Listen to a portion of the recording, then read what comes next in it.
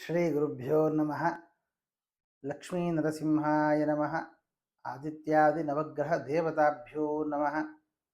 ಪಾಲಾಶ ಧೂಮ್ರ ಸಂಕಾಶಾನ್ ಧಾರಕಾನ್ ಗ್ರಹಮಸ್ತಕಾನ್ ರೌದ್ರಾನ್ ರುದ್ರಾತ್ಮಕಾನ್ ಘೋರಾನ್ ತಾನ್ ಕೇತೂನ್ ಪ್ರಣಮಾಮ್ಯಹಂ.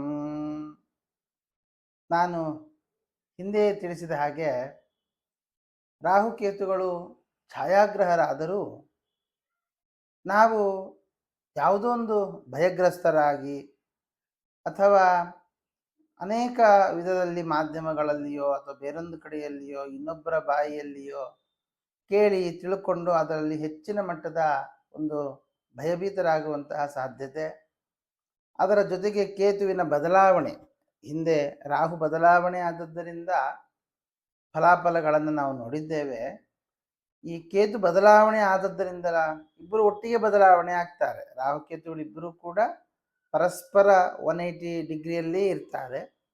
ಆವಾಗ ಕೇತು ಬದಲಾವಣೆ, ರಾಹು ಬದಲಾವಣೆ, ಇದರಿಂದಾಗಿ ಆಗುವ ಫಲಾಫಲಗಳು ಏನು ಅನ್ನೋದನ್ನು ಕೂಡ ನಾವು ಗಮನಿಸಬೇಕು ಅಂತ ತಿಳಿಸಿದ್ದೆ.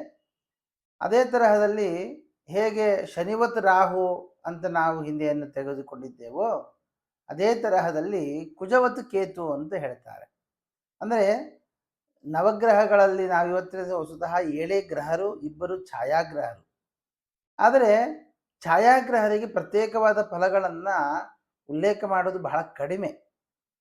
ಕೆಲವೊಂದು ಕಡೆಯಲ್ಲಿ ಮಾತ್ರ ಉಲ್ಲೇಖ ಮಾಡ್ತಾರೆ. ಹಾಗಾದರೆ ಹೇಗೆ ತೆಗೊಳ್ಬೇಕು ಅಂತ ವಿಚಾರ ಮಾಡುವಾಗ ಕುಜನ ಹಾಗೆ ಕೇತುವನ್ನು ವಿಚಾರ ಮಾಡಿ. ಕುಜನಿಗೆ ಯಾವ್ಯಾವ ರಾಶಿಯಲ್ಲಿ ಬಂದಾಗ ಏನು ಫಲಗಳನ್ನು ತಿಳಿಸಿದ್ದಾರೋ ಕೇತು ಬಂದಾಗಲೂ ಅದೇ ತರಹದ ಫಲಗಳನ್ನು ತಿಳಿದುಕೊಳ್ಳಬೇಕು ಅಂತ ಹೇಳ್ತಾರೆ.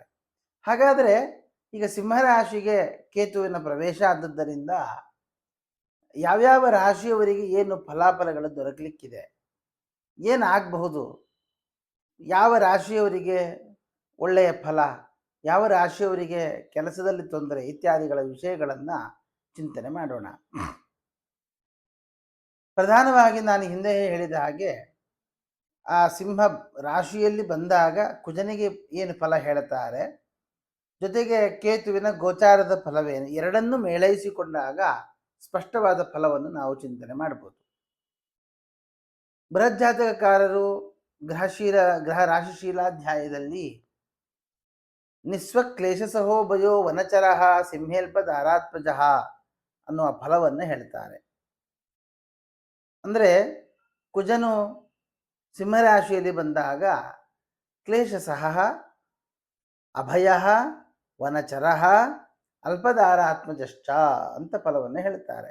ಅಂದರೆ ನಿಸ್ವಹ, ಸಂಪತ್ತನ್ನು ಕಳೆದುಕೊಳ್ಳುವವನಾಗ್ತಾನೆ, ಜೊತೆಗೆ ದುಃಖವನ್ನು ಸಹಿಸುವವನಾಗ್ತಾನೆ. ಆನಂತರದಲ್ಲಿ ವನಚರ, ಕಾಡಿನಲ್ಲಿ ಹೆಚ್ಚಿನ ಸಂಚಾರವನ್ನು ಮಾಡುವವನಾಗ್ತಾನೆ, ಅಲ್ಪ ಸಂತಾನವನ್ನು ಪಡೆಯುವವನಾಗ್ತಾನೆ. ಇಷ್ಟು ಫಲವನ್ನು ಹೇಳ್ತಾರೆ. ಇದೇ ಫಲವನ್ನು ಕೇತುವಿಗೂ ಅಪ್ಲೈ ಮಾಡಬೇಕು. ಅಪ್ಲೈ ಮಾಡಿದಾಗ ಗೋಚಾರದ ಫಲ, ಭಾವದ ಫಲ ಏನಾಗಲಿಕ್ಕಿದೆ, ಮೇಷಾದಿ ರಾಶಿಗಳಿಂದ ಚಿಂತನೆ ಮಾಡ್ತಾ ಬರೋಣ. ಮಿಥುನ ರಾಶಿಗಾಗುವಾಗ 3ನೇ ಮನೆಯಲ್ಲಿ ಆ ಕೇತುವಿನ ಸಂಚಾರ. 3ರಲ್ಲಿ ಕೇತು ಬಂದ ಅಂತ ಆದರೆ ಲಾಭವರ್ಧನಂ, ತೃತೀಯೇ ಲಾಭವರ್ಧನಂ ಅಂತ ಹೇಳ್ತಾರೆ. ಒಳ್ಳೆಯ ಫಲವನ್ನು ಹೇಳ್ತಾರೆ. ಹಾಗಾಗಿ ಕ್ಲೇಶಸಹ, ಅಭಯ, ವನಚರ ಅಂತ ಹೇಳುವ ಲಕ್ಷಣವು ಎಲ್ಲ ದುಃಖವನ್ನು ತಡೆದಿಟ್ಟುಕೊಂಡು ಎಲ್ಲ ವಿಧವಾದಂತಹ ಮಕ್ಕಳಿಂದ ಲಾಭವನ್ನು ಪಡೆಯುವಂತಹದ್ದು, ಕ್ಷೇತ್ರದಿಂದ ಲಾಭವನ್ನು, ಜಾಗ ಇತ್ಯಾದಿಗಳಿಂದಾಗಿ ಲಾಭ ಅಂದರೆ ಜಾಗ ಕೊಂಡುಕೊಳ್ಳುವಂಥದ್ದು, ಅಥವಾ ಮಕ್ಕಳನ್ನು ಪಡೆಯುವಂಥದ್ದು, ಮಕ್ಕಳಿಂದ ಸುಖವನ್ನು ಪಡೆಯುವಂಥದ್ದು ಇತ್ಯಾದಿಗಳ ವಿಷಯದಲ್ಲಿ ಅನೇಕ ವಿಧವಾದ ಲಾಭಗಳನ್ನು ಮಿಥುನ ರಾಶಿಯವರು ಅನುಭವಿಸಬಹುದಾಗಿದೆ. ಅಲ್ಲಿ ಹೇಳುವಾಗ ಧೈರ್ಯಂ ವೀರಂಜ ದುರ್ಬುದ್ಧಿ ಸಹೋದರ ಪರಾಕ್ರಮವು, ಅಣ್ಣ ತಮ್ಮಂದರಿಗೆ ಲಾಭ ಆಗುವಂಥದ್ದು ಅಥವಾ ಅಣ್ಣ ತಮ್ಮಂದರಿಂದ ಲಾಭ ಆಗುವಂಥದ್ದು. ಆಯಿತಾ? ಈ ರೀತಿಯಾಗಿರ್ತಕ್ಕಂತಹ ಅನೇಕ ವಿಧವಾದಂತಹ ಲಾಭಗಳನ್ನು ಮಿಥುನ ರಾಶಿಯವರು ಪಡೆದುಕೊಳ್ಳಬಹುದು. ಒಂದು ವೇಳೆ ಕೆಲವರಿಗೆ ಅಯ್ಯೋ ನಾವು ಲಾಭ ಅಂತೇನೋ ಹೇಳಿಬಿಟ್ಟಿದ್ದಾರೆ ಗುರುಗಳು, ನಮಗೇನು ಲಾಭವೇ ಆಗ್ತಾ ಇಲ್ಲ ಅಂತ ವಿಚಾರ ಕೆಲವರಿಗೆ ಬಂದರೆ ಅದು ನಿಮ್ಮ ಜಾತಕದ ವಿಮರ್ಶೆಗಳನ್ನು ಮಾಡಿಕೊಂಡು ಅದಕ್ಕೆ ತಕ್ಕ ಪರಿಹಾರ. ಯಾಕಂದರೆ ಈ ದಶಾಭುಕ್ತಿ ಮತ್ತೊಂದು ಬಹಳ ಪ್ರಧಾನವಾಗುತ್ತೆ. ಆದ್ದರಿಂದ ಅದನ್ನೂ ಕೂಡ ನಾವು ಗಮನದಲ್ಲಿಟ್ಟುಕೊಂಡು ಅದಕ್ಕೆ ತಕ್ಕ ಪರಿಹಾರಗಳನ್ನು ಮಾಡಿಕೊಂಡಾಗ ಈ ಕೇತು 3ರಲ್ಲಿ ಬಂದಾಗ ಏನು ಲಾಭವನ್ನು ಕೊಡಬೇಕು ಆ ಲಾಭವನ್ನು ಕೇತುವಿನಿಂದಾಗಿ ಪಡಿಬಹುದು. ವಿಶೇಷವಾಗಿ ಗಣಪತಿಯ ಪ್ರಾರ್ಥನೆ, ಗಣಪತಿಗೆ ಗರಿಕೆಯನ್ನು ಸಲ್ಲಿಸುವಂಥದ್ದು, ಈ ರೀತಿಯಾಗಿ ನೀವು ಮಾಡ್ತಾ ಬಂದ್ರಿ ಅಂತಾದರೆ ಮಿಥುನ ರಾಶಿಯವರು ಇನ್ನಷ್ಟು ಲಾಭವನ್ನು ಪಡೆದುಕೊಳ್ಳಬಹುದಾಗಿದೆ.